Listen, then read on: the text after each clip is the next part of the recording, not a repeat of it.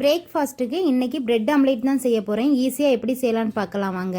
Mixie ஜாரில் ஒரு கைப்பிடி அளவு புதினா, மல்லி இலை, ஒரு பச்சை மிளகாய், 3 பல் பூண்டு, ஒரு கைப்பிடி அளவு வறுத்த வேர்க்கடலை, 1/2 லெமன் ஜூஸ், கொஞ்சமாக உப்பு சேர்த்து நல்லா ஃபைன் பேஸ்ட்டாக அரைச்சி எடுத்துக்கலாம். ஒரு பவுலில் 2 எக்கு உடச்சி ஊற்றிட்டு கொஞ்சமாக உப்பு, பெப்பர் பவுடர், ஜீரா பவுடர் சேர்த்து நல்லா மிக்ஸ் பண்ணி எடுத்துக்கலாம். பேனில் கொஞ்சமாக பட்டர் சேர்த்து மெல்ட் ஆனதும் மிக்ஸ் பண்ணி வச்சிருக்க முட்டையை ஊற்றிட்டு 2 பிரெட் ஸ்லைஸ் வச்சுக்கலாம். பிரெட்டோட சேர்த்து ஒன் சைடு அப்படியே திருப்பி போட்டு எடுத்துக்கலாம். ஒரு பிரெட்டில் நம்ம ரெடி பண்ணி வச்சிருக்க கிரீன் சட்னியும், இன்னொரு பிரெட்டில் சீஸ் ஸ்லைஸ் வச்சுக்கலாம். இது வேண்டானா ஸ்கிப் பண்ணிக்கலாம்.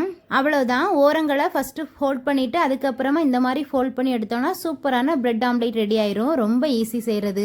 மார்னிங் நேரத்தில் ஈஸியாக செய்யணும், அதே நேரத்தில் ஸ்டமக் ஃபுல் ஆகணும்னா இந்த பிரெட் ஆம்லேட்டை கண்டிப்பாக ட்ரை பண்ணி பாருங்கள். சூப்பராக இருக்கும்.